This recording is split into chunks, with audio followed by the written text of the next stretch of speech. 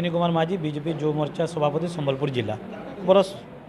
बागिर सबुदिन नरेंद्र मोदी को जन्मदिन टू सेवा सप्ताह आमर चली था भारतीय जनता पार्टी राज्य स्तर चली था तदुदान आज भारतीय जनता युव मोर्चा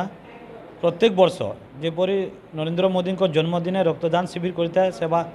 सर्वोपरि ठीक से भावना कि नहीं आज जमती गरीब खटिकिया मजुरिया जनसाधारण जेनता रक्तर अभाव वर्तमान परिस्थिति रोचे तार केनता पूर्ण हो पार्बा से विषय भाविक भारतीय जनता युव मोर्चा आज रक्तदान शिविर करी जो आम तो नरेंद्र मोदी को जिते वार्षिक अच्छी से हिसाब से आम विषय चिंता करूँ किंतु देखुए युव बंधु मैंने अति उत्साहित सहित रक्तदान करवार के आउछन जदि समाज लगी रक्त आम कलेक्शन कर पारुछूँ ताहले आम 100 उपरे भी करवार व्यवस्था रखीछूँ। आज आमर भारतीय जनता युव मोर्चा तरफ जो रक्तदान शिविर होची प्रधानमंत्री का जन्मदिन पालन अवसर में